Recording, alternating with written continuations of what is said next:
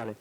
Bueno, pues nada, siempre he querido tener algo en común con Madonna y esta es la primera vez que me pongo un pinganillo de este estilo. Voy a estar toda la charla pensando que tengo aquí algo intentando quitármelo, pero no pasa nada. Bueno, pues yo creo que es importante eso, sí, que en un momento dado, aparte de lo que yo os cuente, os deje de contar, si os apetece acercaros y estar aquí conmigo y ver de primera mano las cámaras de las que vamos a hablar.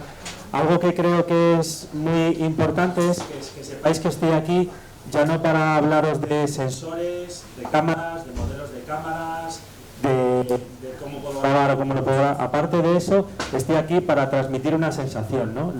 Una sensación que es la sensación que tienes cuando te pones al otro lado de la cámara y lo que estás viendo por el objetivo es bonito o no es bonito. Yo, independientemente de las cámaras con las que he estado trabajando durante todos estos años, al final las cámaras que tenemos aquí de la gama de Canon, desde las más pequeñas hasta las más grandes, desde las que son, digamos, como para amateur, pasando por semi y luego llegando a profesional, sobre todo lo que me han transmitido es unas texturas y algo especial que es muy difícil de poner en el papel en cuanto a megapíxel o en cuanto a cómo interpreta la luz la cámara con la que estamos trabajando. Entonces podemos ver cosas más técnicas de las cámaras, pero sí que os animaría a que sobre todo me exprimáis respecto a lo que es usar un equipo en unas condiciones muy complicadas en las que trabajar significa es un mundo y que dependiendo mucho del equipo con el que vayas a trabajar vas a poder desenvolverte de una manera o de otra manera.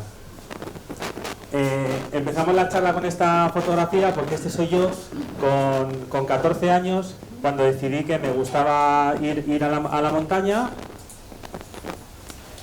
¿Vale? Empecé a escalar en roca y a escalar en hielo. En aquel momento lo combinaba con el instituto y mis primeras pellas no se debían a lo mejor a irme con los colegas a cualquier otro sitio, sino a ir a la montaña.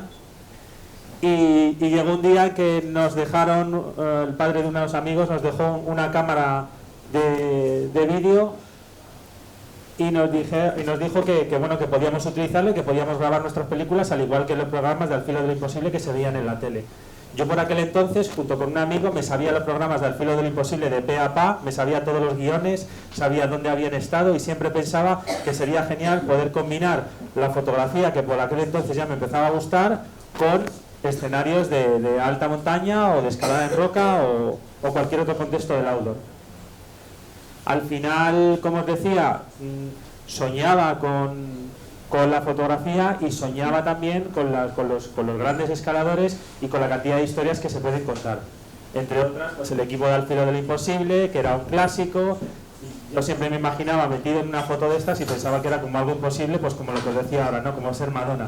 Quiero ser Madonna, pero poder llegar a ser Madonna, pues para mí ha sido todo un logro poder estar aquí con vosotros ahora contándoos todo esto y con todos estos años de experiencia.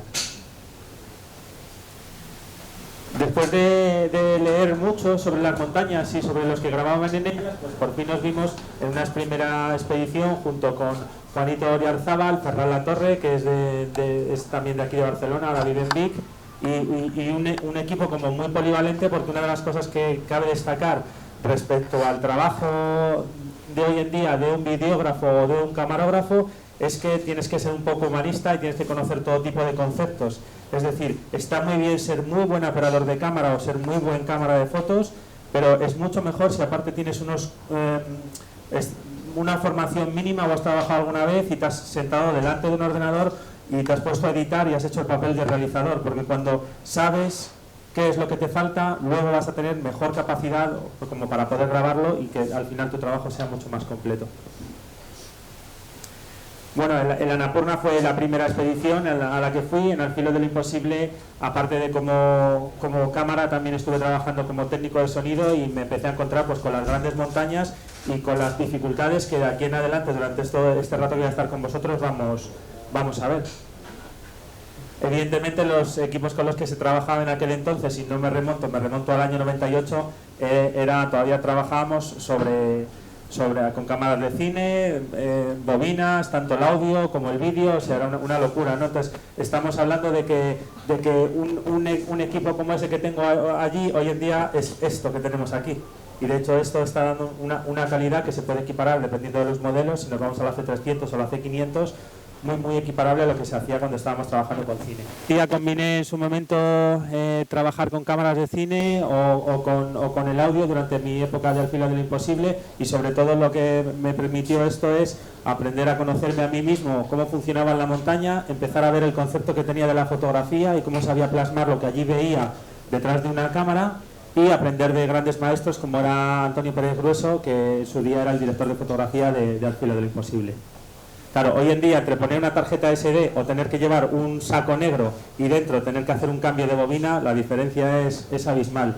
Y la pena es que lo que aprendí allí y la manera en la que aprendí a trabajar la he desaprendido con los años por la mecanización de las cámaras, y he tenido que volver a aprenderlo ahora, porque pienso que es muy importante, independientemente de los automatismos que tengas en una cámara. Cuando ya quieres tener unos resultados diferentes, al final tienes que saber trabajar igual que como se trabajaba cuando se trabajaba en el cine.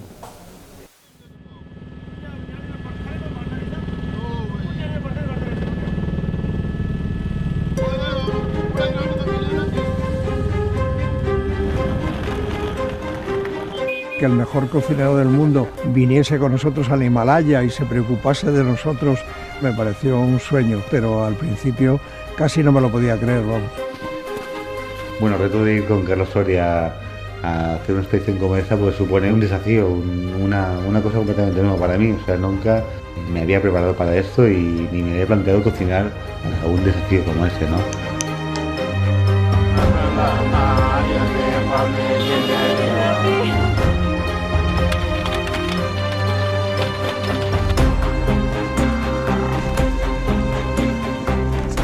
Creo que para él ha sido una experiencia grandiosa y a todos nos ha asombrado que una persona no acostumbrada a estar en las montañas lo ha asumido como nunca pensábamos que iba a ser.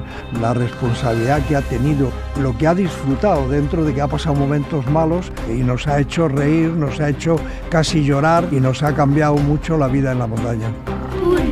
Gran. Chocolate. Muy bien. Lo más complicado al desarrollar ese trabajo ha sido pensar en el tiempo de caducidad y en el peso. Es como un cuadro abstracto, ¿no? Que al final lo que más cuesta es parar, ¿no?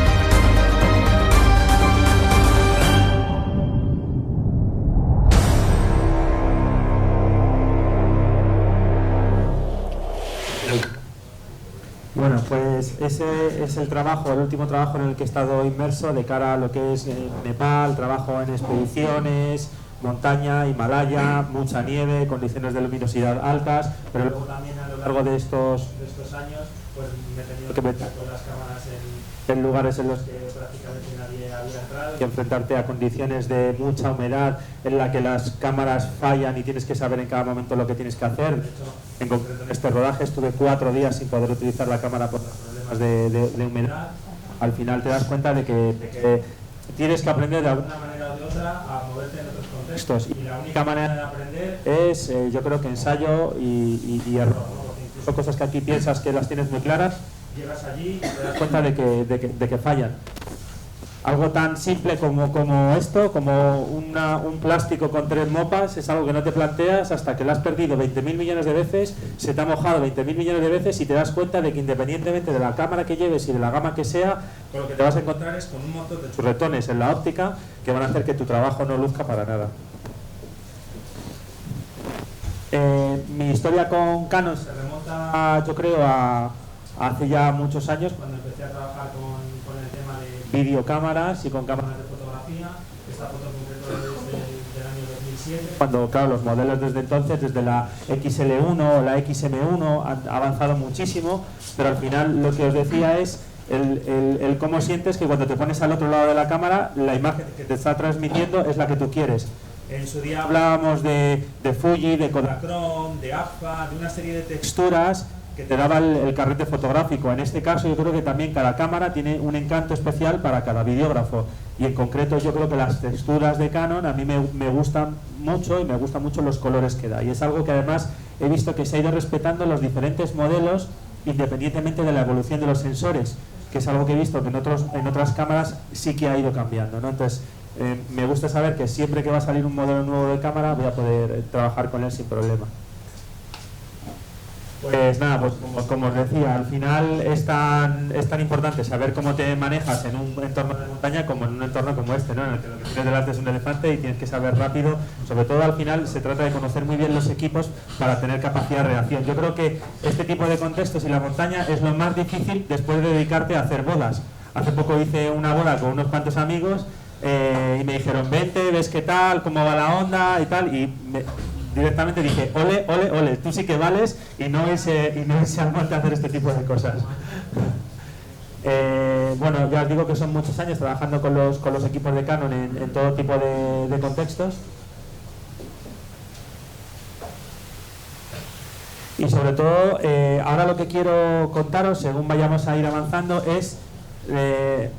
no sé si os apetece, independientemente de que esta hora la vayamos a tener dedicada a los equipos XA y XF, en un momento dado, si queréis que os hable también del resto de los equipos, porque independiente de que sean mejores, es posible que no se adapten a lo que vosotros necesitáis. O sea, yo creo que lo que es muy importante es saber cuál es el equipo que se adapta a tus necesidades, independientemente de lo bueno o de lo malo que sea, porque hoy en día la verdad es que los equipos todos tienen una calidad muy, muy, muy buena. Este es Carlos Soria, que es un alpinista madrileño que está intentando terminar los 14.8000, tiene 77 años ya y ha sido con quien hemos estado trabajando durante los últimos años. Es el trailer que habéis visto antes.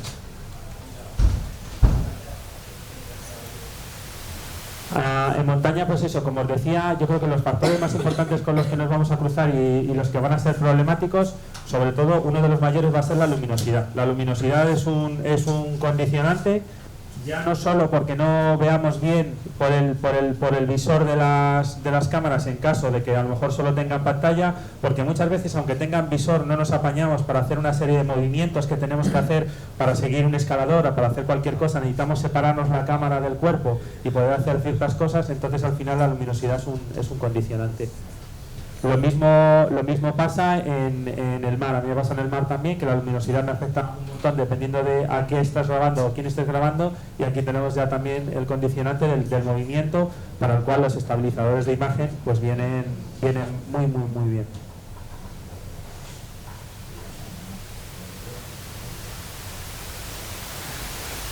El haber empezado a trabajar con cámaras de la gama de cine de Canon como la EOS, al final lo que nos ha permitido es tener una maniobrabilidad, por decirlo de alguna manera, o una serie de botones asignables o de settings que lo que hacen es que te permiten trabajar con este tipo de cámaras de una manera más rápida y luego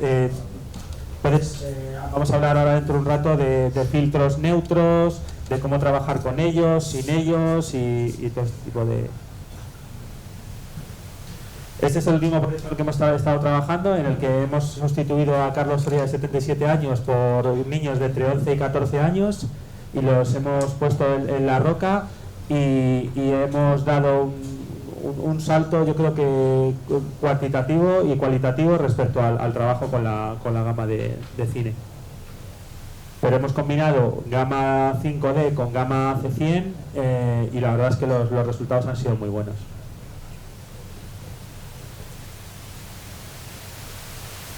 Os voy a poner esto solo para que veáis un poco la estética y para que veáis que se puede combinar cámaras como la C100 con la 5D y obtener buenos resultados.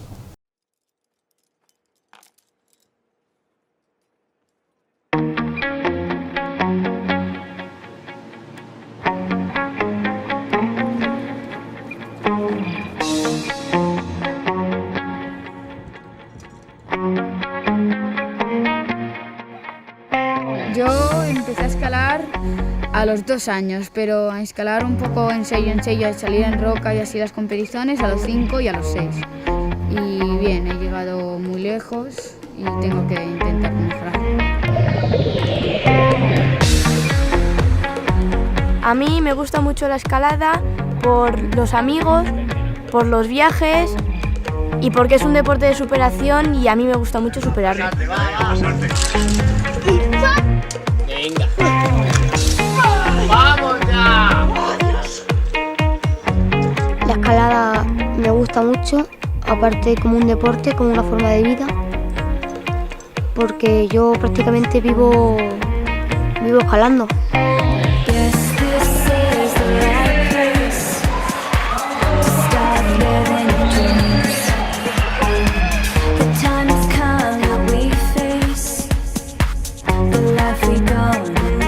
Lo que más me gusta de la escalada es que tú no compites contra los demás, sino contra ti mismo, y que todos somos amigos y todos nos ayudamos entre nosotros para encadenar las vías.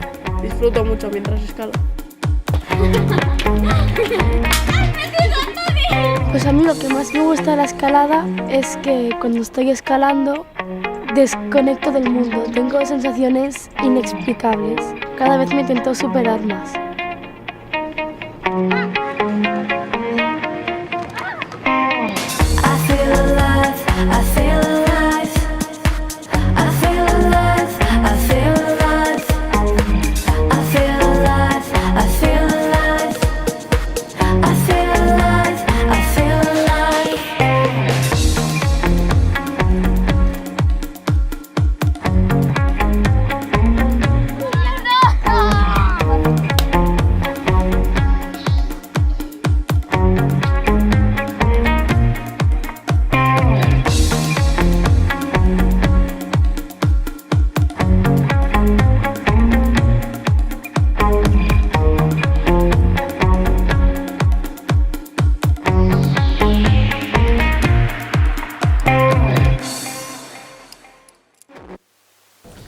Bueno, una vez haberme presentado, no sé si me he enrollado mucho, pero quería poneros un poco en contexto respecto a las preguntas que ahora me podáis hacer y yo os pueda contestar.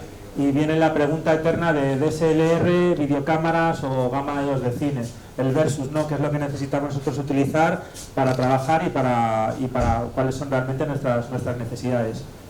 Yo creo que es importante, dependiendo de los resultados que necesitamos obtener, el volumen de material que podamos llevar y en el contexto en el que vayamos a trabajar. Es decir, si nosotros nos planteamos que tenemos que hacer un viaje a X destino y tenemos que reducir nuestro material, es mejor que lo pensemos aquí que no cuando estemos en el destino, porque en el destino nos vamos a ver con esa maleta en la que lo hemos llevado todo, esa maleta se va a ver reducida a que solo podemos llevar esto y al final con lo que tú tienes que contar es con que vas a tener que llevar una maleta o una mochila con el equipo que tú necesitas. Y por norma general tendemos siempre a llevar muchísimas más cosas de las que luego vamos a utilizar. Entonces el volumen de material que puedas llevar y en el contexto en el que vayas a trabajar, ¿vale? Yo he incido en que, por ejemplo, una cámara como la C100 o como la C300, que es un poco más aparatosa, igual es más cómoda para trabajar en contextos en los que estás más cómodo, puedes llevar el material de una manera más cómoda, puedes desmontar la cámara, volverla a montar. Evidentemente la calidad que te dan estas cámaras es impresionante y también la cantidad de settings que te permiten más maniobrabilidad de los equipos. Pero luego si realmente, dependiendo de para lo que tú vayas a destinar lo que vayas a grabar, no necesitas un condicionante, como por ejemplo es que si el destino de la producción vas a tener que tener un etalonado en concreto, ahí tienes que plantearte con qué cámaras vas a grabar y con qué perfiles de color vas a grabar. ¿Vale? Luego si lo que vas a hacer tiene un destino web o sencillamente es algo que vayas a querer tú para tener tú. ¿Vale? Y luego también si necesitas inmediatez, es decir, si la conversión de los archivos tiene que ser una u otra. Entonces, yo abogo por este tipo de cámaras cuando lo que queremos es contar nuestras historias o hacer algo que no tenga que pasar por un proceso profesional de talonaje o de postproducción que luego nos vaya a limitar respecto al tipo de archivos que graban estas cámaras, sobre todo por la compresión de las mismas, ¿no? Que eso es muy, muy importante. La calidad y la ligereza. ¿Qué queremos? ¿Calidad o ligereza? ¿Cuántos kilómetros tenemos que andar o a cuántas personas tenemos que perseguir? Eso es muy importante tenerlo en cuenta, porque si tú llevas esta cámara muy a mano, aquí colgada, y el personaje al que estás grabando, en un contexto de montaña, por ejemplo, le gusta, es pro que tú le grabes, no vas a tener problema. Pero si la persona está muy concienciada de que la actividad deportiva que quiere hacer es lo que prima para él, seguramente no te va a esperar. Entonces eso se llama carrerita carrerita tras el deportista. Y ahí es muy importante valorar si el equipo que tenemos que llevar es ese porque realmente el destino final es un destino muy profesional y tenemos un estándar sobre el que vamos a tener que trabajar, o si podemos llevar este tipo de cámaras que nos permiten manejarlos muchísimo más cómodamente. ¿Qué pasa? Yo por eso, entre XA y XF, la diferencia es que es un poquito más grande, pesa un poco más. Si nos vamos a manejar en contextos de montaña, por ejemplo, tenemos que tener en cuenta si las pantallas son táctiles, como es en este caso, qué tipo de botoneras tenemos, qué fácil acceso, si llevas unos guantes o si las condiciones no son muy buenas, y a lo mejor la XF es un buen paso para poder trabajar teniendo los settings de una manera mucho más cómoda mediante botoneras y no mediante pantallas táctiles para poder cambiar los menús de las cámaras. Yo eso es una de las primeras cosas que me plantearía, ¿no? Realmente, ¿para qué quiero lo que voy a grabar?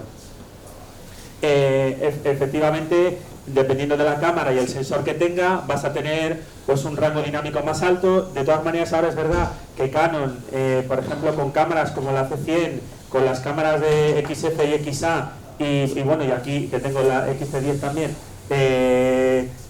y con la Mark IV están apostando por un enfoque más rápido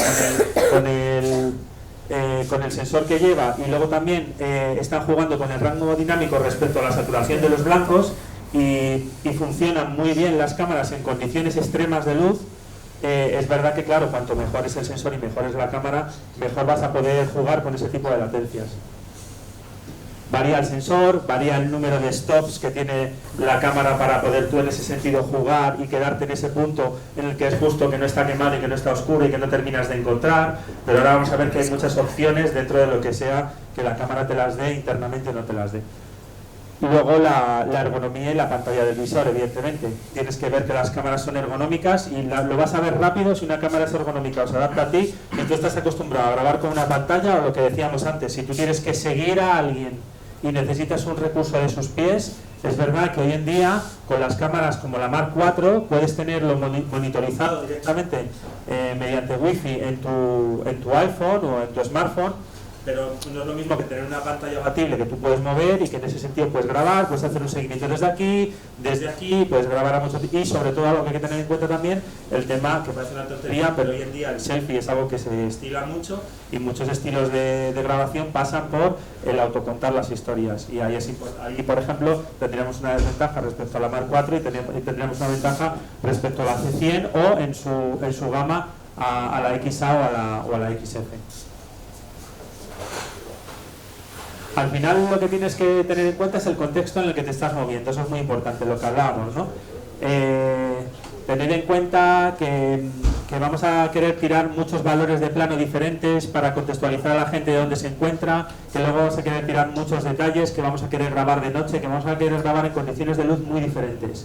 Y sobre todo que tenemos que ser muy rápidos, yo hablando siempre de lo que es el contexto en el que me muevo, a la hora de sacar la cámara y obtener unos buenos resultados, porque los momentos, igual que en las bodas, como hablaba antes, pasan muy rápido por delante de ti, y si no sabes manejar bien tus equipos o no es el que se adecúa a tu situación, pues a lo mejor estás perdido. En ese sentido yo me aventuraría a decir que de estas cámaras que tenemos aquí delante, la que a lo mejor es más complicada de manejar en este tipo de condiciones es la 5D, ¿vale? Por el tema a lo mejor de la pantalla abatible y porque no tiene visor, pero sin embargo luego la 5D lo que se está ofreciendo es unos resultados a nivel vídeo, y más ahora que ya puedes grabar en 4K, que además bueno, no solo eso, sino que tiene también el sensor nuevo una función en la que te hace una media de las luces altas y las luces bajas para que el resultado final sea bueno. Entonces ya os digo que es sopesar un poco lo que quieres usar. Tal y como se plantea, pues bueno, a lo mejor la XF, la XF200 son cámaras que están muy orientadas también al tema de televisión y de producción, ¿no? La diferencia entre, por ejemplo, la XF y la XF205, que pasa también con las XA, es que tienen salidas de SDI para poderte conectar y poder hacer un directo en un momento por cable, ¿vale? O sea, muchas veces dices, bueno, ¿y cuál es la diferencia entre esta cámara y esta otra?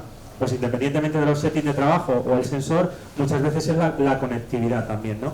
Pasa también en el caso de estos modelos de cámara, en los que lo que varía en la XC10 es también la conectividad del audio, ¿vale?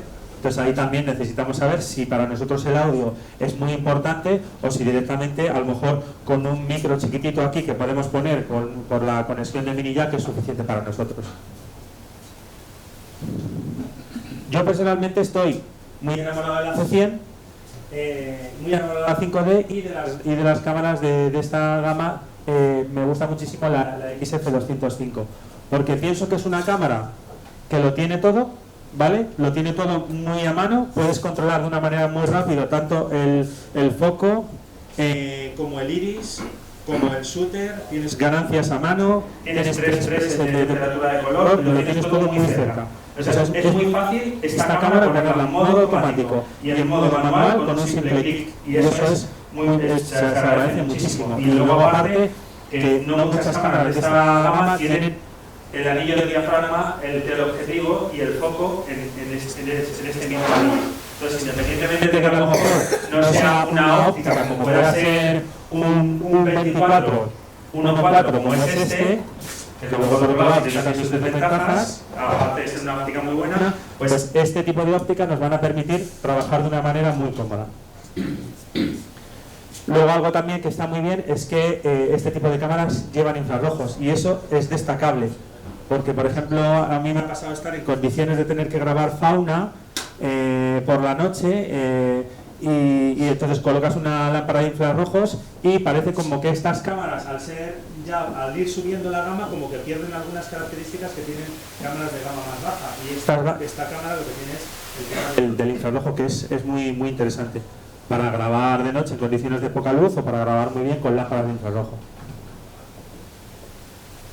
El tamaño claramente pues es lo que os decía, es que no tiene nada que ver una cosa con otra. Una la puedes llevar aquí colgada, otra la puedes llevar en la mochila junto con el forro polar y el otro ya tienes que llevar una maleta preparada con una C100 y tienes que tener cuidado porque al final lleva todo tipo de accesorios que puedes usar o no puedes usar, pero que sí que es condicionante a la hora de que se te parta, de que se te rompa, de que se te enganche, de que la saques, de ese manejo que decimos que es muy importante tener.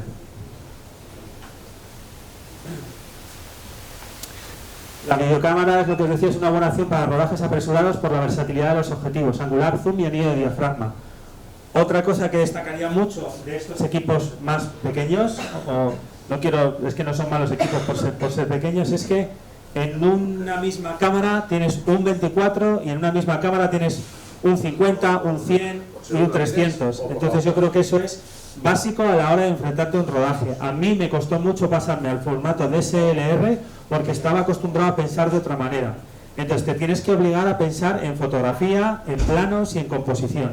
¿Por qué? Porque luego te vas a ir a casa con menos cantidad de material del que necesitas, o sea, siempre te acabas yendo con horas y horas y horas y horas de vídeo y eso es una locura. Pero sobre todo de cara al deporte, y cuando digo deporte, bueno, en concreto la montaña o un escalador o incluso un corredor, la ventaja de este tipo de cámaras es tener un zoom en la mano, dependiendo de cómo la agarres. Tienes dos tipos de zoom.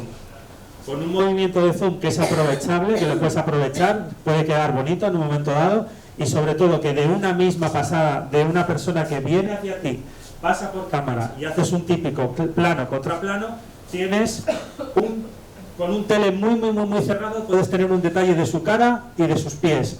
Según se va acercando a ti, abres y tienes en angular cómo te pasa por cámara. Según te ha pasado, tienes un contraplano con el angular de cómo te está pasando. Y según se está yendo, vuelves a tirar y tienes un escorzo suyo de los pies y del cuerpo. Entonces, eso solo lo puedes hacer con este tipo de cámaras, ¿vale? Porque en el momento que te pasas a una cámara de la gama de Ostine, empiezas a trabajar con ópticas de foto o bien con las ópticas de cine, y con lo que te encuentras es con que necesitas un trabajo mucho más meditado en el que necesitas saber exactamente cuál es cada plano, porque ¿qué va a significar? Que en vez de hacer cerrado, abierto, abierto, cerrado, va a ser abierto, carrerita, abierto, carrerita.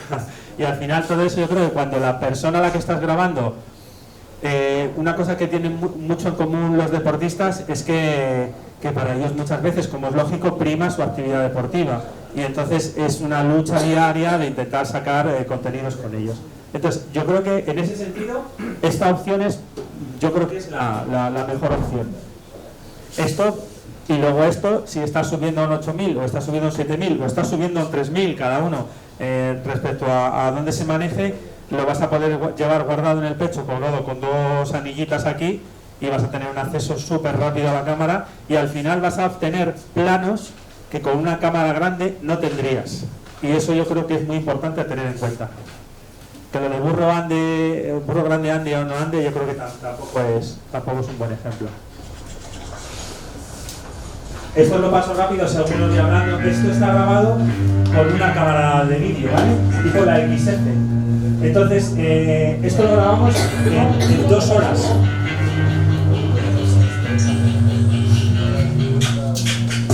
¿Qué pasa? Que desde un mismo tiro de cámara tienes todo tipo de planos. No tienes más que moverte de un lado para otro. Le puedes hacer repetir una serie de movimientos porque necesitas que te los haga. Sin embargo, la parte esta es la parte que está grabada con cámara de vídeo, y sin embargo la parte de la pedriza, que ahora os voy a decir cuál es, esa está grabada con DSLR. Por eso hay menos cantidad de recursos, porque al final tienes que andar subiendo y bajando el escalador en todo momento. Pero veis, con una cámara de estas tienes rápido acceso a todo tipo de ópticas, y cuando estás colgado de una cuerda y prima que lo que tienes que hacer es cubrir la actividad deportiva, yo no creo que esté dando mala imagen esta, o sea, digamos, si eres muy purista puedes pensar que tiene, digamos, otra estética, que la óptica te da otra estética, pero al fin y al cabo tenemos que ver qué es lo que nos importa o qué es lo que prima.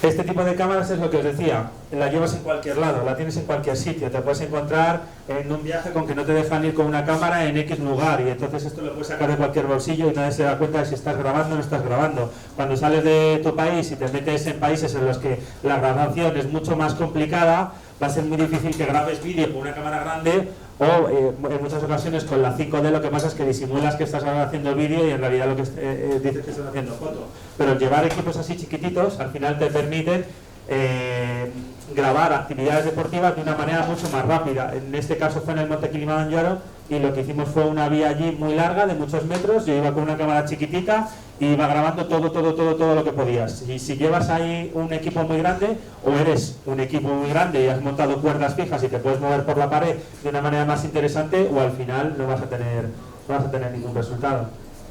Y luego hay que tener en cuenta también el contexto en el que nos movemos, la facilidad que vamos a tener para poder grabar, o las posturas que luego vamos a ver en las que podemos grabar.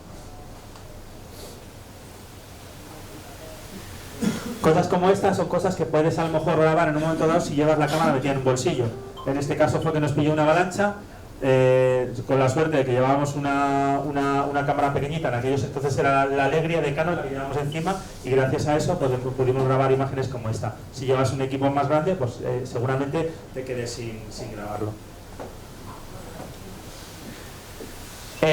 Si queréis que pase un poco por encima de este tipo de cámara, no sé si os apetece que veamos un poco toda la gama, o queréis que nos centremos más en las cámaras, en la XF y en la XA. Podéis hablar conmigo, que no muerdo. Todas. Bueno, pues al final yo creo que Canon ha dado un paso muy grande. Estábamos todos como expectantes de qué es lo que iba a pasar con el 4K, con los sensores de Canon. Y lo que hemos conseguido pues es eso, ¿no? Son unas resoluciones de 4K en 30 progresivo, luego podemos llegar a hacer a 120 progresivo en HD, y ya empezar a trabajar con altas velocidades. Y claro, todo esto en un cuerpo muy chiquitito, ¿vale? Es una pasada. Al final, lo que diferencia también unas cámaras de otras, independientemente del sensor, sabéis que es la compresión, que es algo de lo que nunca se habla, y te dicen, bueno, es que el sensor, pues también hay que ver las compresiones que lleva, ¿no? Yo creo que en eso también se está trabajando mucho para que al final se puedan grabar en otros tipos de formatos que no solo sean H264 comprimidos, sino en formatos de RAW. Luego, aparte, algo también que avanza y que hace que las cámaras se queden obsoletas, y que en este caso Canon da un punto también hacia adelante, un paso hacia adelante, es el tema del ISO, ¿no? Entre 100 y 32.000 de ISO. al final, quieras que no, el poder evitar tener que utilizar antorchas, o en este caso ya no utilizar antorchas, sino que el simple hecho de que no la tengas que llevar encima y de que el resultado final sea mucho más espectacular.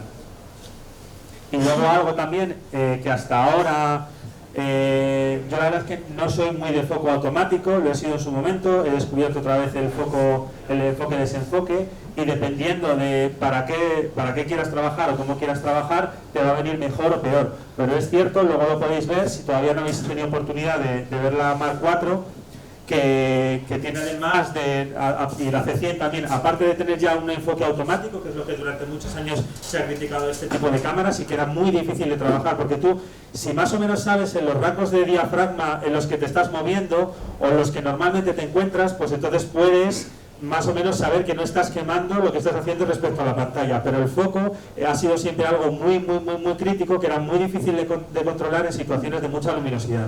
Entonces estas cámaras ahora ya tienen un enfoque automático que funciona muy bien además, y en concreto la Mark IV tiene un enfoque táctil que lo que te permite es dar un punto a lo que tú quieres coger y te lo mantiene a foco siempre y cuando el objeto esté dentro de lo que es el cuadro. Entonces es un paso importantísimo que a mí me parece una de las grandes ventajas, independientemente de todas las nuevas cualidades que tiene esta cámara, sobre todo también orientado al fotógrafo, ¿vale? Ya no solo al vídeo, es una gran cámara.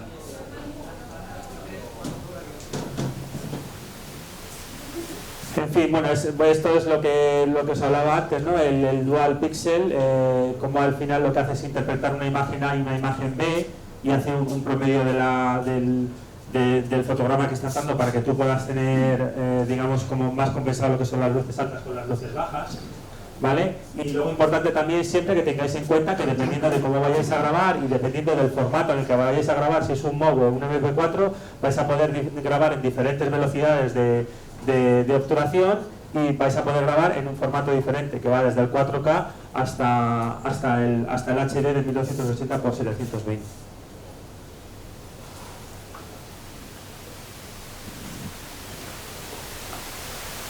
¿Vale? Es muy importante también, pues eso, el rango dinámico, ¿no? Aquí estamos viendo, pues como decíamos, cómo lo compensa. El que estas cámaras, ahora vais a tener aquí un ejemplo de cómo funciona el HDR de la nueva Canon 5D Mark IV, y la verdad es que es un avance muy importante. Fijaos, por ejemplo, en este vídeo, con lo que nos podemos encontrar, y fijaros cómo lo compensa con un HDR on.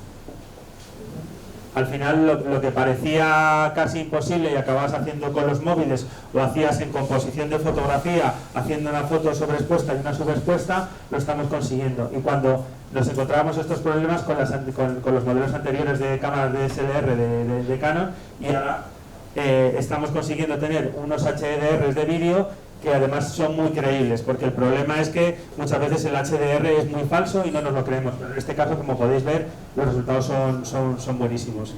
Y es el problema de siempre de que son cámaras que al final no llevan un anillo de diafragma y funcionan mediante stops. Entonces tenemos que tener muy en cuenta qué es lo que queremos encuadrar y cuál es la luz que queremos utilizar.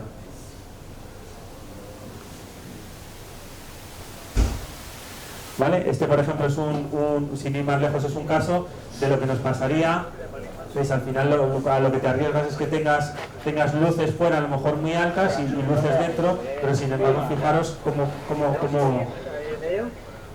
lo puede llegar a compensar. En estos casos, si damos ahora un salto de stop, el problema es que los vamos a ver y no es como un anillo de diafragma de las cámaras más pequeñas, que es otra cosa que tenemos que tener en cuenta.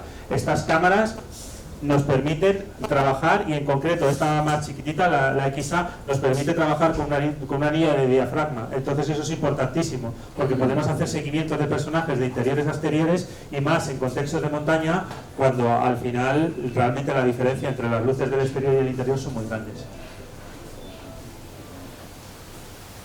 Al final, cámaras así chiquititas o cámaras como la 5D son cámaras discretas, que es lo que hablábamos antes, con las que puedes grabar casi en cualquier lado sin llamar mucho la atención. y que te permiten tener una operatividad muy rápida, ¿vale? Tú llevas la cámara, yo por ejemplo con la 5D la suelo llevar siempre aquí delante y al final lo que llevas es una mochilita, la sacas rápido, grabas, dejas que te pasen los personajes y luego sigues trabajando. En el momento que ya trabajas con cámaras más grandes, eso es más difícil. Como veis, luego aparte, yo siempre la llevo tuneada y utilizo los elementos de escalada como dragoneras de piolet para poder llevar la cámara atada a la mano y que no tengas que depender de la anilla y que en un momento dado te la puedes hacer todo tipo de movimientos de un lado con la cámara. Así que yo realmente creo que la 5D es una cámara y más el nuevo modelo que me parece una pasada, lo que puedes llegar a conseguir con este cuerpo. Pero vamos, que hay que valorar todo tipo de opciones. Lo que hablábamos antes, la ergonomía, ¿vale? El visor, que es lo que compleja un poco más el que puedas ver o no puedas ver, y que porque la alta luminosidad nos dificulta la visión y al final puedes tener planos sobreexpuestos o sobreexpuestos. Y lo que os comentaba, que es importante con este tipo de cámaras empezar otra vez a tener el concepto de, a ver, vamos a ver, con esta luz más o menos en qué diafragma debería de moverme, qué es lo que necesitaría tener. Algo muy importante que tenéis que tener muy en cuenta es que, por ejemplo, con cámaras como la C100 o incluso con cámaras como la XF y como la XA, puedes tener la posibilidad de tener filtros neutros que te quiten algo de luz respecto a todo lo que te está entrando, a esos pantallazos de luz que tienes brutales. Con la 5D lo que nos pasa es que independientemente de que ese rango dinámico se compense más, al final tenemos que tener mucho cuidado porque, no sé si os ha pasado alguna vez, que cuando tú tienes mucha luz, estás nervioso y no tienes muy claro qué es lo que quieres grabar porque no encuentras el foco o estás despistado, tiendes a olvidarte dónde está el diafragma y dónde está la velocidad y sin querer acabas trabajando con un shooter altísimo que lo que hace es que le da muchísima dureza a la imagen y si ese es el resultado que tú buscas, pues está genial, pero si tú lo que quieres es una imagen como más suave, te vas a encontrar con un problema. Entonces a mí me pasa a veces que cierro diafragma a tope, ya no puede porque me sigue entrando luz a tope y entonces acabas tirando del shooter, ¿no? Del shooter o de la velocidad en el caso de la 5D. Entonces para eso es muy interesante, tenéis que tener todos en cuenta, siempre aconsejados por los profesionales, tener este tipo de filtros de densidad variable que lo que te hacen te permiten trabajar con cámaras como la 5D pudiendo quitarle luz, ¿vale? No es muy bueno mover el filtro neutro porque es de densidad variable, ahora os lo voy mirando para que lo veáis. No es muy bueno moverlo porque puede en un momento dado dar algún tipo de destello, de aberración, pero sí es verdad que en un caso extremo en el que necesitéis hacer algún tipo de grabación y hacer un cambio de interior a exterior, podéis utilizar el ND incluso a modo de diafragma, ¿vale? ¿Vale? Que eso es muy interesante. Entonces yo no saldría sin este tipo de filtros ya nunca, y lo único que dependiendo de la métrica de la óptica del anillo con el que estés trabajando, igual tienes que tener varios de estos o llevar un adaptador o ya llevar un portafiltro. Pero en el momento que ya llevas un portafiltro te encuentras en que estás ya convirtiendo tu DSLR en una cámara más grande, que es lo que no quieres. Entonces este tipo de opciones yo creo que son muy buenas. ¿Vale? Esto es lo que os hablaba muchas veces y a mí me ha pasado, a mí me ha pasado empezar a trabajar con cámaras y decir, vamos a ver, y esos numeritos que hay ahí delante en la óptica, vamos a prestar otra vez atención a qué es lo que significan, ¿no? Y tener muy claro siempre el tema de trabajar la profundidad de campo, que dependiendo de la óptica que utilices, si es más luminosa le vas a tener que quitar más luz, pero si le quitas luz, por otro lado, también vas a ganar en profundidad de campo y los resultados van a ser diferentes, ¿no? Que todo eso son cosas que hay que tener muy en cuenta. Magníficos, como aclimatación. Y al final esta es una situación en la que te vas a encontrar en cualquier momento, ¿no? Estás allí tirado, en mitad de la nada, necesitas ver lo que haces, no terminas de verlo y es complicado. ¿Vale? Lo que hablábamos antes del rango dinámico de los sensores es algo que, y el ND variable, algo que es muy importante que tengáis en cuenta es esto, que al final estamos aquí trabajando con cámaras de vídeo y con cámaras de fotos que hacen vídeo, que es muy diferente. Entonces, me imagino que casi todo lo tendréis claro, pero que quede claro que el diafragma por pasos es un anillo de diafragma en vídeo, la velocidad de obturación es lo que llamamos shooter en vídeo y el ISO es lo que llamamos ganancia. Y algo que es muy importante en todas las cámaras con las que podemos trabajar es ese triángulo de sensibilidad, obturación y apertura. Porque muchas veces, si nuestra cámara no tiene los suficientes pasos de diafragma como para dejarnos que dejemos el plano como nosotros queremos, es cuando hay que jugar con el ISO, ¿vale? Entonces hay veces que merece la pena tener en cuenta que la ganancia, en caso a lo mejor de mucha luz, no nos va a dar tanto grano como si estamos grabando en condiciones de muy poca luz, ¿vale? Entonces, a lo mejor yo prefiero grabar con una ganancia superior a la que realmente me hace falta, pero porque eso, mezclado con la apertura de diafragma que yo tengo, me da medio paso entre el diafragma en el que estoy y el siguiente diafragma. Entonces, el ISO al final es algo que yo personalmente trabajo con ello, al igual que si fuera el diafragma, ¿vale? Porque te puede permitir tener esos stops intermedios y que te permiten trabajar con la luz que tú quieres exactamente. Todo esto al final es algo que en todas esas cámaras está reflejado. Otra cosa es la rapidez que tengas como para poder trabajar con todos esos settings, ¿vale? Porque tanto la XA como la XF tienen todo este tipo de parámetros y de hecho decíamos que tenían filtros neutros. Lo que pasa que la XE es táctil y es lo que os decía, te va a permitir grabar de una manera muy rápida, pero teniendo muy claro los settings que quieres, con los que tienes que trabajar. Y que no os dé miedo nunca hacer así a un botón que pone A de automático, que te va a dar unos resultados óptimos y que al final no vas a ser menos fotógrafo o mayor fotógrafo porque las cosas vayan en automático o en manual. Al final la fotografía es saber compensar las luces, pero la fotografía también es saber encuadrar un plano. Y si no puedes encuadrar un plano y no lo tienes a foco, no te vale para nada. Esto es lo que decíamos de las luces. Esto es lo que te pasa cuando coges una 5D, por ejemplo, la primera vez y te dicen, venga, va, ponte a grabar. Y empiezas y no sabes muy bien lo que ves, ni dónde estás, ni qué es lo que te encuentras, ¿no? Y esto es en concreto un curso que dimos en la Sierra de Gredos, que cogimos a un grupo de personas que algunos habían trabajado con vídeo anteriormente y otros no, pero lo que sucedió es que personas que sabían mucho de cámaras, las soltamos allí en el campo y les dijimos, tenéis que grabar esto. Y al principio no se encontraban, tuvieron una toma de contacto que era como, ¿dónde estoy? ¿A dónde voy? ¿Y qué es lo que voy a encontrar? ¿Vale? Entonces lo veis, esto es lo que hablábamos, es un claro ejemplo de los pasos de diafragma, de que muchas veces estás grabando algo, a mí me ha pasado, y de repente te sale un poquito el sol y dices, lo estoy quemando, pero es que si ahora mismo hago un cambio de diafragma y bajo 2 stops, es probable que el plano ya no me vaya a valer, porque no voy a poder utilizar ni lo de antes ni lo de después. Entonces, bueno, en ese sentido yo prefiero tener un plano sobreexpuesto que subexpuesto. Creo que es más fácil recuperar información cuando la hay que no cuando no la hay. ¿Vale?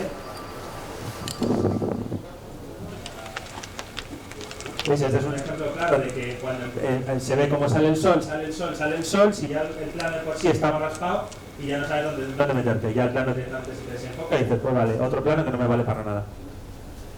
¿Vale? Tenéis que tener en cuenta el tema de lo de las velocidades, ¿vale? Porque, por lo que os decía, ¿no? Fijaros que aquí lo que os pongo es una velocidad media de un nadador, de un barco, de un ciclista, de carreras a caballos y de automóviles. Tenéis que tener en cuenta mucho la velocidad que va a llevar el objeto, la distancia que vas a tener respecto al objeto, ¿vale? Y también desde dónde le vas a grabar, para variar en ese sentido el shooter o no variarlo.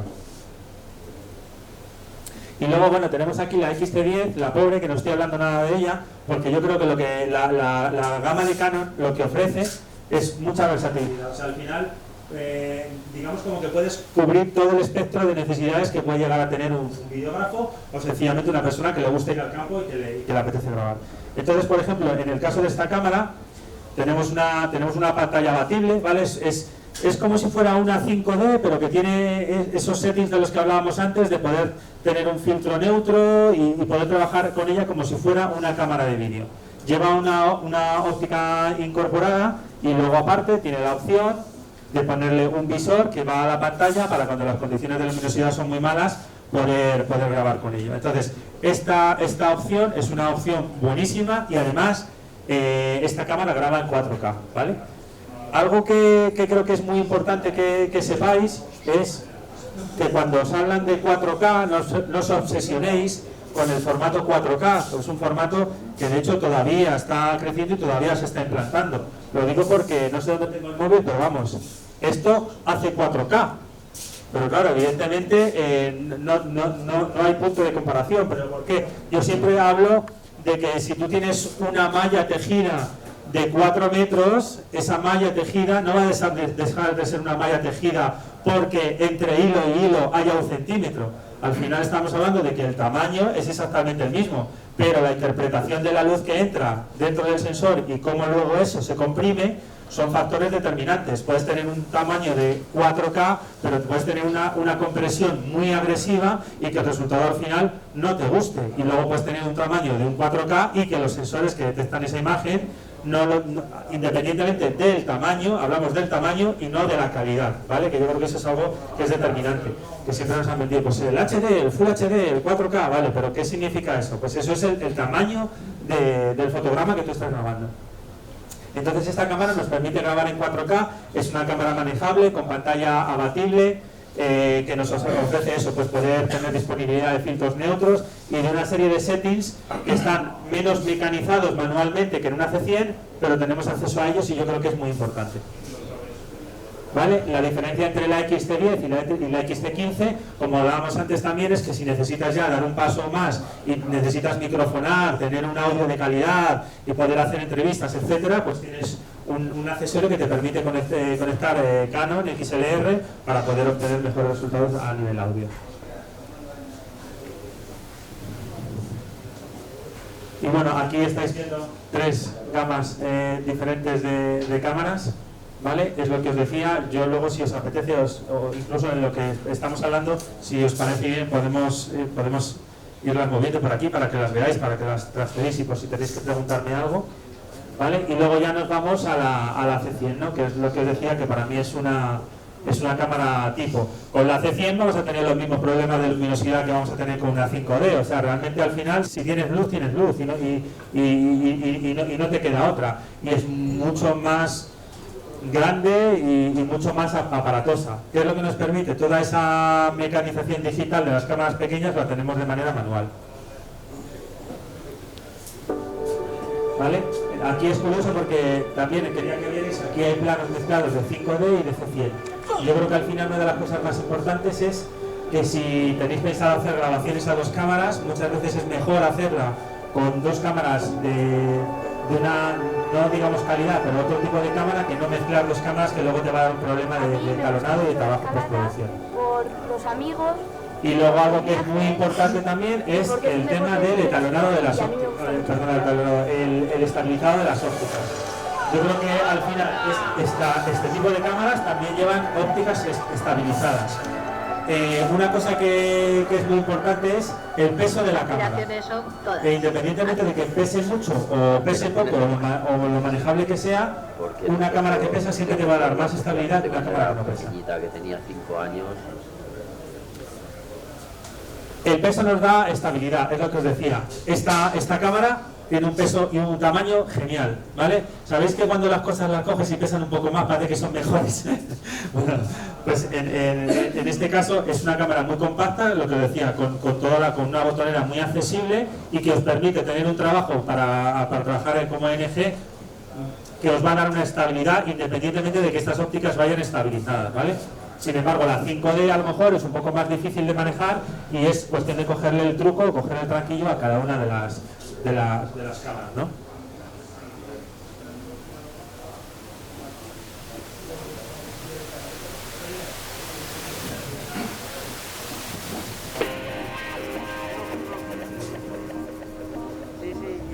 Yo creo que de las ópticas que tengo aquí, luego si queréis lo podéis ver, yo una óptica que me parece que es muy buena es el 24-105, porque al final el 24-105 te va a permitir, si yo tuviera que elegir una óptica con la que me tuviera que ir y solo tuviera esa óptica, creo que a lo mejor me decantaría por eso, por el 24-105. No es una óptica muy luminosa, pero con estas cámaras que tienen ya unos ISOs muy importantes, es verdad que puedes trabajar en peores condiciones de luz. Y sobre todo la estabilización de la imagen. Algo que os voy a enseñar ahora mediante unos vídeos que tengo grabados con un 50 fijo sin estabilizador de imagen puesto sobre una DSLR es que muchas veces lo que intentamos es sacar planos estables cuando realmente el plano es imposible que esté estable. Entonces, para mí es muy importante, si el plano es un plano de trípode, va a trípode. Si no es un plano de trípode, no intentas que parezca de trípode, porque es cuando la vas a cagar y vas a conseguir un tembleque mínimo que luego no vas a poder quitar con un estabilizador de imagen en postproducción. Esta es la gente con la que hemos estado trabajando en el curso que dimos allí en Gredos, y han estado trabajando con todo tipo de cámaras de la gama de Canon.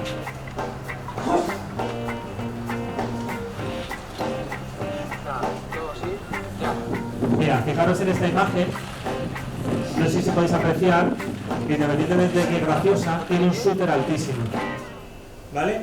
Eso es lo que os decía antes, muchas veces sin darte cuenta, sin conocer mucho el equipo, subes mucho el shooter para, digamos, restar luz a la cámara y acabas obteniendo resultados que no son a lo mejor lo que te gustaría tener.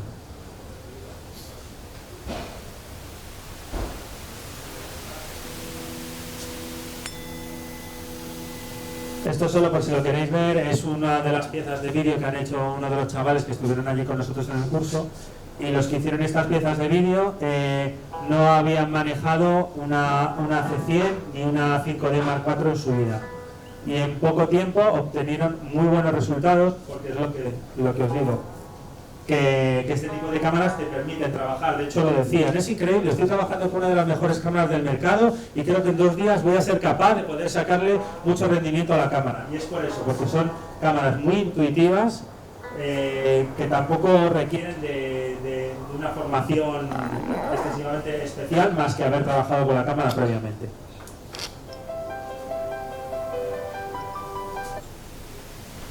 Y luego algo que es también determinante respecto al trabajo en alta montaña o respecto al trabajo en contextos en los que no vas a tener facilidades para cargar baterías, es eso, ¿no? Es lo que te puede llegar a durar una batería. Al final, independientemente de que tú le puedas poner un accesorio a la 5D para poder llevar varias baterías, es verdad que la duración es mucho más pequeña que la que te pueda dar la BP 955, que llevan, en este caso, la XF o la C100, ¿vale? Eso es muy importante. Al final tenéis que cargaros de baterías para poderlas llevar a todos lados, porque es determinante. Y, como decía antes, importantísimo, de toda la gama, es decir, ¿qué ópticas quiero? ¿Qué ópticas tengo? ¿Cuáles son las que se adecuan a mi situación? Porque al final pasa lo mismo, vas con 20.000 millones de ópticas y es como que realmente no vas a poder utilizarlas todas, por mucho que te gusten. Y yo, para mí, mis ópticas fetiche son el 70-200, el 24-105 y el 50, ¿vale? El 50 es el 1.2, al final te permite trabajar en condiciones de luminosidad muy complicadas. Es muy difícil de manejar porque el foco es muy difícil de controlar cuando tienes tan abierto el diafragma, pero claro, te da una textura, ¿vale? Y un desenfoque por tener poca profundidad de campo que no podrías conseguir de otra manera. Algo que también es importante es pensar que luego también se habla de APS-C, de full frame, de los resultados que tienes con unos o con otros. Al final puedes obtener los resultados de poca profundidad de campo con cualquier tipo de óptica, independientemente de si es APS-C o full frame. Al final lo que te cambia es la estética, porque tienes que alejarte más de los objetos o acercarte más a los objetos para poder obtener un mismo resultado. Y luego el 70-200, que yo sí que os recomiendo que lo tengáis, porque es una óptica luminosa. También es importante que sean luminosos en todo su recorrido, porque lo que nos suele suceder, a lo mejor con el 24-105, es que nosotros estamos grabando X cuadro, tenemos enfocado, tenemos una luminosidad X y de repente nos damos cuenta de que al hacer un cambio de valor de plano, irnos de un 24 a un 105, nos cambia la luminosidad de la óptica y entonces aquello es un desastre, ¿no? Entonces es importante tener todo ese tipo de factores en cuenta a la hora de grabar. Que sean luminosos en todo su recorrido o que sean únicamente luminosos cuando son más abiertos. Esto está hecho con el 50 y con la 5D. Soy Antonio Barrosa, aventurero, ¿vale? Y organizador de eventos. Evidentemente se mueve, el plano se mueve, pero no es un movimiento que incomode, ¿vale? Los desafíos seguramente tenemos que tener muy claro dónde está el foco. Y algo súper importante, que creo que es muy importante. Autonomía. con una... Cuando tú trabajas con una cámara de estas y llevas este movimiento, eso lo haría y a finales de año lo que tendremos que hacer es enfocar las cosas con el anillo de diafragma. Y yo creo que algo que es muy importante es darnos cuenta de que nosotros, acercándonos y separándonos de una persona, somos nosotros mismos la apertura, de diafragma, somos el control de foco en metros respecto a los personajes, ¿vale? Eso es súper importante. Entonces muchas veces, yo recuerdo cuando empezaba a trabajar con el 50, que seguía a la persona, intentaba mantener la misma separación respecto a él y hacía esto.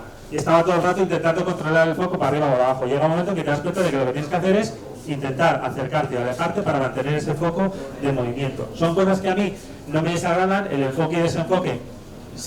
Es como que ahora mismo ya está más aceptado, independientemente de que lo busques o no lo busques, y la estética que te da, claro, no tiene ni punto de comparación, ¿no? Pasa lo mismo con Cecilia, también. Esto está hecho con el 50. Soy de Huesca y soy escaladora y alpinista. Y pasa exactamente lo mismo. Ya está, ¿no? ¿Qué más quieres que diga? Que me gusta mucho escalar. Si tú este mismo plano intentas grabarlo con ella parada y hacer un plano clásico de plano americano en lo que ella te está hablando a cámara, es probable que tengas un plano con un pequeño movimiento que es el que vas a tener porque estás sujetando la cámara, y además, así como un movimiento así es más corregible, un movimiento de tracateo porque estás intentando mantener el pulso, yo ya lo he probado en varias ocasiones y en postproducción es muy difícil de quitar.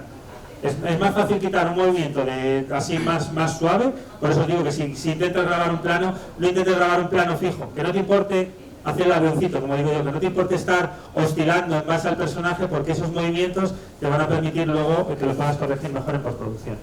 Y lo mismo que si sacábamos un proyecto adelante en conjunto era... Supongo que no tendré que deciros, porque además esto es algo más personal, pero lo que sí que es importante, que yo sí que he tenido siempre en cuenta, es que muchas veces los contextos en los que estamos o nos manejamos hacen que quedemos abrumados por el sitio en el que estamos, pero independientemente de dónde estás, acordaros siempre, grabaros a fuego, que hay una cosa que se llama recurso, que se llama detalle, y que una historia se cuenta con planos generales, con planos medios y con planos de detalle. Eso tenerlo siempre muy en cuenta, porque a la hora de editar, si trabajáis como editores lo veréis, y si os han pasado material con el que tenéis que editar, dirás, ¿por qué no me habrán tirado aquí un recurso que ahora no tengo manera de poder hacer un plano o hacer un corte en condiciones? Una de las cosas que nos permite el 4K, y que no es muy de los cámaras, porque los cámaras se quejan mucho, yo personalmente, creo que a todos nos gusta que se respeten nuestros valores de plano, pero al final el 4K es un formato que para lo que hoy en día se está emitiendo nos permite poder hacer reescalados de cuadros, y que nos permite, por ejemplo, con una sola cámara poder tener dos valores de plano diferentes. Entonces, si tú estás grabando una entrevista, la persona que está hablando se equivoca, con un 4K das un corte, haces un buen empalme de vídeo y tienes dos planos diferentes y parece que lo estás grabando a dos cámaras. Al final, como hoy en día tienes que ser un poco humanista y poder hacer de todo, y si tienes que ir tú solo y grabar audio con una pata, vídeo con la otra y hacer de redactor con la otra, creo que es muy importante tener este tipo de cosas en cuenta. Vale, la luminosidad de los objetivos, pues bueno, que os voy a contar, ¿no? Al final, cuanto más luminoso es, más cantidad de luz entra en el sensor, por lo tanto, varía completamente todos los factores de los que estábamos hablando antes. Este es otro de los ejemplos que os decía antes, ¿no? Tanto con la 5D como con la C100, que son cámaras de gamas totalmente diferentes. En ese sentido, la XA y la XF son mucho más productivas, ¿no? Tenemos un plano y un contraplano. Cuando el plano y el contraplano significa que tú estás en mitad de una pendiente y que te tiene que pasar un escalador y que a lo mejor tú te tienes que quitar de la cuerda fija para poder grabar, si lo haces todo del tirón va a ser mucho más fácil que si tienes que andar cambiando de óptica. Y además imagínate que te ha pasado este escalador y cuando ya está por arriba quieres tirar un plano detalle de los pies y de cómo el crampón suelta cuando tú das golpetazos contra el... Entonces, ¿qué haces? Quitas la óptica que llevas, quitas el 24 que tienes puesto y allí en mitad de la nada te pones a poner el 70-200, pues lo haces, pero corre peligro. Primero, que te vas a quedar sin plano, porque cuando quieras hacerle has cambiado, este señor ya está 200 metros más arriba, y luego que no se te caiga un 70-200, que el disgusto que te llevas. A mí me decía una vez uno que se puso a grabar y me decía, oye, me preguntaba, ¿cuánto cuesta esta óptica? Me decía, digo, pues no sé, pues creo que está en torno a los es que se me ha caído. ¿Pero cómo que se te ha caído? Sí, yo la puse y se conoce que no apretó la bayoneta lo suficientemente bien, cogió la cámara, la sacó y hizo el objetivo para abajo, a tomar morcilla. Así que nada, esto no lo hago independientemente de ser de Canon, de ser de Sony, es un problema con el que me he encontrado en muchas ocasiones a la hora de grabar, ¿vale? Y es el C32 que me daba Sony, que era un fallo de humedad, que lo que hacía es que te paralizaba la cámara, y es por esto que estuve 3 días metido en la selva sin poder tirar ni un solo plano. La única solución que encontré y que me contaron que había para este tipo de problemas era esta. ¿Vale? Entonces al final acaba siendo un secador que compras en el primer destino que encuentras, que seguramente tenga un uso y se te queme la segunda vez que lo usas, y aparte que claro, donde te enchufas a 220 para poder secar la cámara, estar allí un buen rato, que luego la conectas, empiezas a funcionar y te vuelve a dar otra vez otro fallo, ¿no? Luego, esto es muy importante, problemas en montaña. El fallo es tuyo, ¿vale? Y estate al loro, porque es así.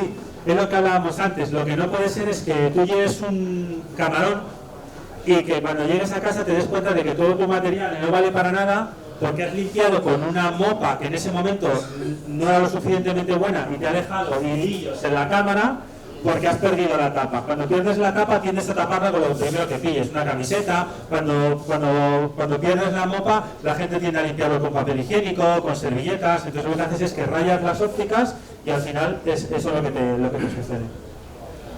Luego, otro fallo muy común es tener un vídeo así de maravilloso. Llegas a tu casa y dices, tengo un plano que justo en ese momento me ha clavado el piolet al lado de la óptica, ha salpicado, es espectacular, y te pones a buscar el plano, te pasas a buscar el plano y te encuentras con esto. Y ¿por qué es esto? Por esto mismo que os voy a poner aquí ahora. Que seguro que a muchos de vosotros os ha pasado. La podéis subir, ¿eh? Esto no es ni nada más ni nada menos que el espera un momentín, ¿vale? Eso es súper importante, porque en este momento después, espera un momentín, ¿qué es? Y dejo de grabar. Y es que, venga, estoy grabando, sube para arriba, un momento que se me ha caído o que tengo que colocarme. Lo que haces es que paras de grabar, o dejas de grabar, y no te das cuenta de que en ese momento a lo mejor has dejado, o sea, sigues grabando. Entonces, pasan unos segundos, te colocas otra vez y en vez de darle al botón de grabar, lo que estás haciendo es darle al de parar.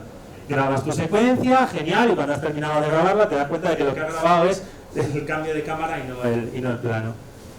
Esto yo creo que seguro que os ha pasado a todos, y además suele coincidir que este tipo de cosas pasan en los planos o en los momentos más especiales, que son en los que no te puedes equivocar. Y luego hay otra cosa que postura o postureo. Yo, sinceramente, siempre que grabo parezco un mojón. O sea, me ves y dices, ese tío está grabando o así hablando en plata o está cagando. Porque, quiero decir, cada uno tiene su ergonomía, su manera de colocarse, que es muy importante. Yo, por ejemplo, trabajo mucho con las cámaras en el pecho, siempre que tengan visor. Tiendo a apoyarme mucho con los brazos sobre el pecho también para mantener la estabilidad. Y al final, la postura de gamba es la postura que te hace conseguir que los resultados sean mejores, ¿no? Con este tipo de cámaras poca postura podías tener, pero luego con otro tipo de cámara, que esto por ejemplo es claramente un postureo que no vale para nada, pero sin embargo ahora quiero que veáis en qué condiciones puedes trabajar o cómo te tienes que colocar para grabar en este tipo de entornos, ¿vale? Por ejemplo, esto es un ejemplo claro de grabación con DSLR, en el que necesitas mantener una distancia de lo que es la pantalla para poder ver, y según te haces mayor me he dado cuenta de que más, cada vez la tienes que tener más lejos la pantalla. Y muchas veces te obsesionas, y esto es muy importante, con que tu visión del escalador sea la que tú quieres luego dar en plano. Pero muchas veces no nos acordamos de que existe una cosa que se llama flopear en producción un plano, y que no tienes que partirte la espalda y puedes sacarlo así para luego ponerlo así. Y eso es muy importante, y ahora vamos a ver algunos planos, ¿vale? Porque al final tienes que tener en cuenta que todo lo que estás grabando de ese escalador te tiene que valer más o menos. Tienes que intentar que casi todo el material te sirva. Entonces es mejor tener desde un principio bien pillada la postura y que no te pille de improviso. ¿vale? Luego además cuando estás en montaña y el escalador te tiene que superar a ti, muchas veces las situaciones son complicadas. Por ejemplo, en este tipo de situaciones, ¿vale? Es muy difícil hacer un cambio de óptica, porque es que tú estás colgado literalmente de una cuerda y no es factible. Entonces hay una XF, va a ser una cámara que te va a dar una calidad buenísima y con la que vas a poder tener diferentes valores de plano sin tener que andar cambiando una óptica cuando es totalmente imposible. Entonces aquí si tienes muchos recursos y tienes mucho tiempo y la actividad deportiva está orientada, es proceso a tu grabación, o si no, por mucho que te duela, tienes que optar por otro tipo de cámaras que te den buenos resultados, pero que te puedan dejar manejarte de una manera diferente. Los ángulos y verticalidad de tiros de cámara, ¿no? Es lo que hablábamos antes. Fijaros aquí, por ejemplo, hay unos cuantos tiros de cámara, hay unos detalles, ¿vale? Al final, que no os importe siempre y cuando el escalador o la persona que está siguiendo tener recursos, esos recursos que luego van a hacer falta para poder editar, es lo que os decía.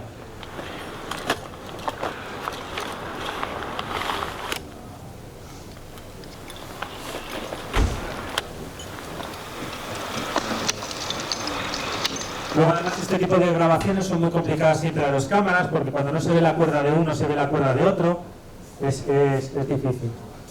Vale, yo creo que más o menos también, pero bueno, pues acaso lo repasamos, ¿no? Respecto al eje vertical, un plano contrapicado, un plano picado, panorámica a la izquierda, panorámica a la derecha. Yo hay cosas como, hasta que aprendí a saber en inglés qué era izquierda y qué era derecha, o antes y después, siempre estás con el before, ¿vale? Y dices, pero before era antes o era después, y no te aclaras. Pues también es muy importante tener claros conceptos muy básicos, que al final te centras mucho en la exposición de la cámara, en su sensor y en todo lo que conlleva la grabación, y dices, pero espera, ¿picado era para arriba o contrapicado era para abajo? Y ya si estás haciendo una realización con alguien te dice, tírame un plano picado, un plano contrapicado, te vas al otro lado y te dice, no, gilipollas, para abajo. Entonces ese tipo de cosas es muy importante tenerlas en cuenta. Y luego hay que tener en cuenta también, Carlos Soria, que es este hombre de 76 años, lo llamaba las fotografías o los planos Madejón, porque tenía un amigo que se llamaba Madejón, que le hacía unas fotografías que eran totalmente incomprensibles, en las que los horizontes no se respetaban para nada. Y hay que tener cuidado, que es esta en concreto. Decía, ¿tú realmente te vas a creer que la verticalidad de las montañas del fondo van a ser estas? O sea, estos son planos que al final no puedes utilizar. Entonces hay que saber, hay que ver cuándo realmente puedes grabar planos más tirando a la horizontalidad o a la verticalidad. Esto, por ejemplo, puede que esté un poco exagerado, pero tú no tienes una referencia clara de las montañas. Pero sí que es muy importante siempre cómo se mueven los escaladores por las cuerdas para que sea creíble lo que estás haciendo.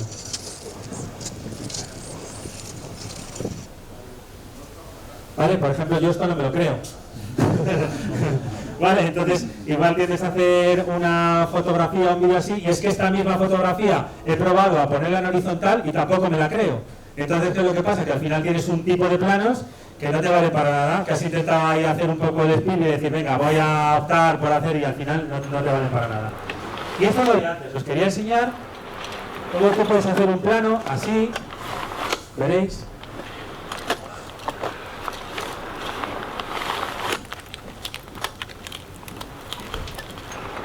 ¿O cómo lo puedes hacer así? Es el mismo plano. Es exactamente el mismo plano, que es sorprendente.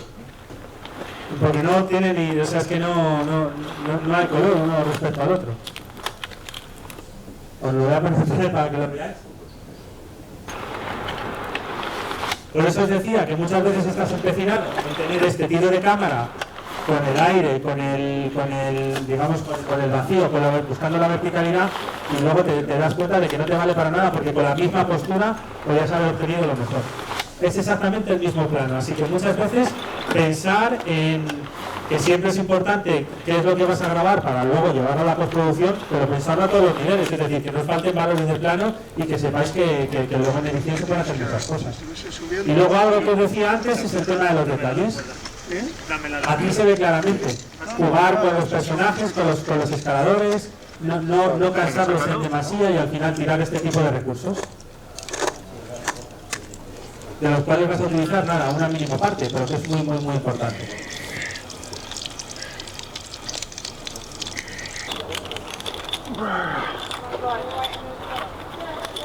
Luisito,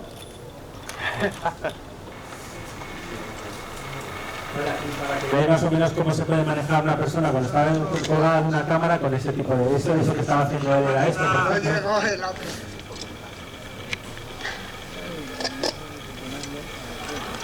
Sobre todo lo que es importante es que vosotros tenéis que estar siempre fuera de lo que es la acción. No tenéis que entorpecer en ningún momento lo que en ese momento se está haciendo. Y si conseguís eso, tendréis luego mucho más cuartel a la hora de repetir cierto tipo de planos porque os vayan a hacer falta.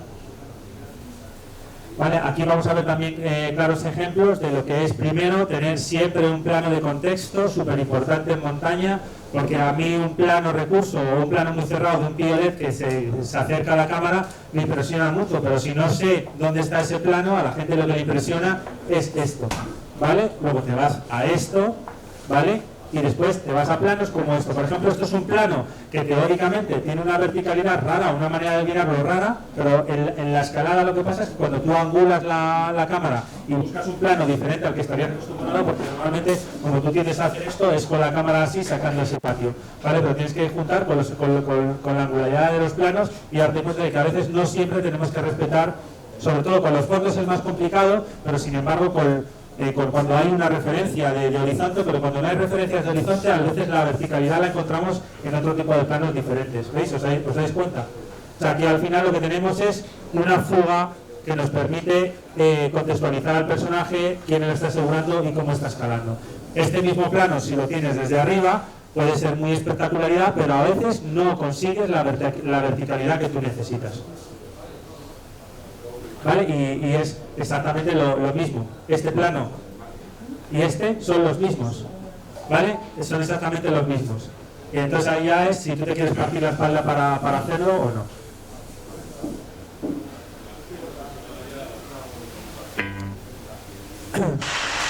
Y luego esto que es muy gracioso, pensar siempre que independientemente de otro tipo de slider que podáis tener o no queréis tener, este tipo de planos se solucionan mucho de esta manera. Este plano que hemos grabado, ¡qué bonito! Está grabado así.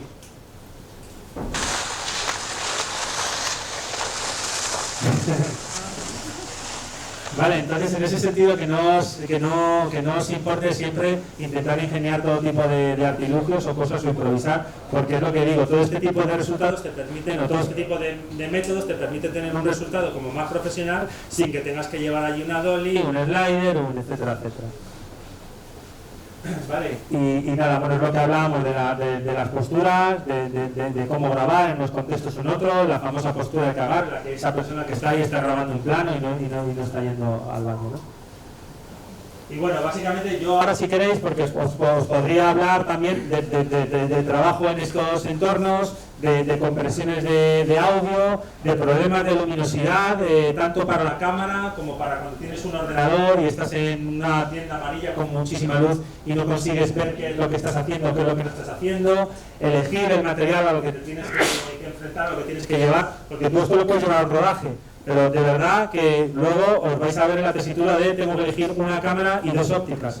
Y va a ser una óptica luminosa que me permita hacer algo un poco diferente y una óptica polivalente como es el 24-105, que de verdad es una de las ópticas con la yo me atrevería a decir que he grabado el 70% de las cosas que he hecho, el 80% las he grabado con 105.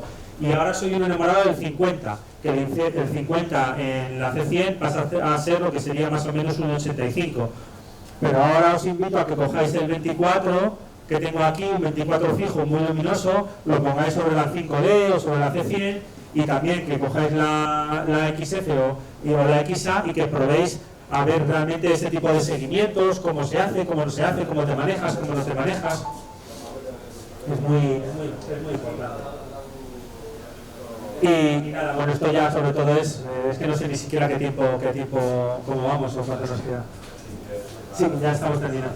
Vale, pues nada, ahora aparte de que tengáis en cuenta el tema de compresiones para subirlo, el tema de que cómo han evolucionado también las tarjetas y las velocidades de las tarjetas para la grabación, que sepáis, por ejemplo, que hay muchas aplicaciones que os permiten también saber el peso de lo que vais a grabar y de lo que os va a ocupar. Y importantísimo, algo que nadie os cuenta, la psicología del operador de cámara respecto al entrevistado. Estoy mandándoos un saludo. Si tú coges a un señor, a una señora, a un chico, a una chica, le levantas a las 7, a las 6:30 de la mañana, le pones en unas temperaturas de frío extremas, porque lo que te piden es que se vea la montaña a la par que se vea al escalador, te vas a encontrar con problemas de que las personas muchas veces no consiguen los resultados que necesitas. Hay que ser un poco psicólogo para saber hasta dónde se puede y hasta dónde no se puede grabar o no grabar, siempre, en todos los contextos, pero en concreto en montaña y haciendo deporte un poquito más, porque la gente vive un poco más cerca del límite, ¿no? Cerca de lo que son sus extremos. Y nada, pues bueno, pues con esto ya tenemos, ¿no? Fijaros, estos fueron algunos de los alumnos que estuvimos en Gredos, C100, Mark 4, 7D, todos felices como unas perdices, porque al final lo que han hecho ha sido poder trabajar con todo tipo de cámaras y ver cuál es la que se adecua más a su momento o a lo que quiere grabar. Y sobre todo, no os obsesionéis con los tamaños de formato y no os obsesionéis con que las cámaras más grandes son con las que vais a obtener mejores resultados, porque es mentira. Porque una cámara pequeña te puede dar una calidad de vídeo muy buena y seguramente si la sabes usar mejor y puedes moverte mejor con ella, vas a obtener mucho más material que con una 5D o con una C100. Yo la primera vez que cogí la 5D quería contarme las venas, fue eso de madre mía, o sea, todo lo que he hecho hoy me va a valer un 10%, porque el que no estaba desenfocado estaba quemado, porque el que no se movía, porque entonces es muy importante que sepáis cómo moveros. Y nada, ¿os apetece...? Porque si ya es la hora, ¿os apetece ver un poco las cámaras? Y pues si tenéis que hacerme alguna pregunta, o si queréis ver realmente la Mark 4, el enfoque automático que tiene táctil, o la XF, el peso de la cámara, todo, podéis venir aquí conmigo y le podemos echar un vistazo. Y preguntadme algo si queréis, que yo, anda que no hablo. Si lo que ven, si alguien me queréis hacer alguna pregunta así. La alimentación, por ejemplo, una televisión puede llevar comida, la batería,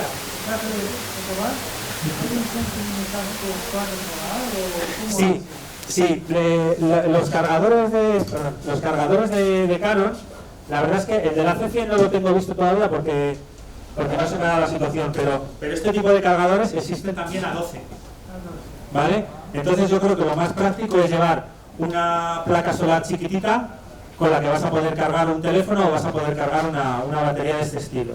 Y luego lo que solemos hacer en las expediciones es llevar acumuladores y estar todo el día cargando esos acumuladores para que luego sean los que nos permitan estar trabajando y hacer carga de batería. Sí. Y algo muy importante también es siempre las tarjetas y las baterías llevarlas siempre marcadas, porque en una situación en la que estés grabando en un estudio con una cámara vas a tener un ayudante de cámara que te va a coger las baterías, te las va a cargar, te las va a quitar, te las va a poner, o incluso tú tienes un control. Cuando estás en mitad de la nada y estás grabando, dices batería afuera, una al bolsillo, otra al otro bolsillo, luego tienes dos baterías aquí, otra aquí, una tarjeta aquí, y dices cuál es la grabada, cuál es no grabada. Acostumbraros siempre a mover la pestañita que viene en las tarjetas para poder capar el que se pueda borrar la tarjeta, siempre, ¿vale? Bajarles esa pestañita para que en caso de que os equivoquéis y la despistéis no la volváis a poner y grabarla. Y llevar un control del material importante, intentar ser conscientes de que intentar meterme siempre lo cargado aquí, lo descargado aquí, las tarjetas aquí, porque si no entras en un caos tremendo y al final te pueden llevar mucho problema. Las baterías en el frío no sé Sí, las baterías lo que hay que hacer es dormir con ellas en todo momento. O sea, yo tengo un saquito chiquitito, ahí meto las baterías todas las noches y duermo con ellas. Y cuando dejo de dormir con ellas me las pongo en los bolsillos, en el pecho, las llevo siempre encima. Y luego algo que siempre pregunta la gente es el tema de que se empañan las ópticas. Vosotros tened en cuenta que una óptica, tú por la noche la dejas en una mochila y esa óptica tiene unas condiciones de temperatura X que suelen ser inferiores en el caso de montaña. Cuando lo que hace la gente es, venga, voy a coger la óptica y me la meto en el saco para que se vaya poniendo calentita y pueda trabajar con ella para que no se me empañe. Y luego la sacas fuera y te das cuenta de que la óptica se te empaña porque pasa de un exceso de frío a un exceso de calor. Entonces, lo más importante para que una óptica esté en todo momento es que siempre esté a la temperatura a la que tú vas a utilizar esa cámara. Si la temperatura a la que vas a utilizar a la cámara es -2, es mejor que la óptica esté a -2, porque cuando tú la pones en la cámara se va a poner a -2, pero si la has intentado calentar previamente, al final vas a tener un problema de que se te empaña. Y es esa obsesión de guardar las cosas en caliente lo que nos hace que luego se nos empañen las ópticas, y hasta que consigues desempañar los cristales de la óptica, tela marinera. La óptica a esa temperatura, la cámara también. Tienes que dejar la óptica a esa temperatura, sí. La cámara no, la cámara no hace falta, la óptica. Bueno, claro, el caso de cámaras que llevan la óptica incluida, sí, claro, en ese sí te encuentras con ese problema. Y ya al final te tiras, que sale el sol, ves el primer rayo del sol, y estás un rato allí con la óptica abierta y le quitas la tapa del culo también para que entre el... Y si llueve, yo de momento he encontrado muy poquitas cámaras que realmente resistan la lluvia. Porque aparte de las GoPro, sí, no hay cámaras multiuso que se puedan... Pero estas cámaras, luego además, lo que varía en muchas ocasiones respecto a los modelos de cámaras, ya no solo es la conectividad de la cámara o el sensor, también es el cómo está construida esa cámara, el sellado que tiene la cámara. Pero he de decir que yo, la 5D, yo tengo la Mark II todavía, tiene píxeles que haces una foto de noche y hay estrellas de colores por todos lados, o sea, aquello es brutal. Pero la cámara ha aguantado carros y carretas, o sea, lo que ha aguantado esa cámara es brutal, que esa es otra decisión que tienes que tomar. Yo soy de las personas que piensa que cuando compras algo más barato, por el simple hecho de que a lo mejor no llegas a ello, es posible que lo tengas que comprar 2 veces. Entonces yo creo mucho en que al final las marcas muchas veces es postín, pero otras veces es porque son marcas consolidadas que te dan una calidad X, y eso te permite que al final, de verdad que si trabajas con cámaras de estas, es verdad que si llueve mucho se te va a mojar, pero a mí me ha llovido y me ha nevado y se me ha mojado lo que no está escrito y la cámara me sigue funcionando bien, pero porque la cámara está bien construida, yo creo, y si no, funda de agua, como siempre. Ya, pero me refería a las videocámaras. Sí, las videocámaras igual. Las videocámaras a mí, los resultados que me han dado siempre son muy buenas. Es verdad que cuanto más eléctrica es la cámara, más problemas puedes llegar a tener, pero también es verdad que esta, por ejemplo, la XA es más eléctrica, pero ¿qué pasa con la XA? Que la podemos guardar en cualquier sitio. Es mucho más fácil cubrirla, es mucho más fácil ponerte encima y grabar, porque es mucho más manejable.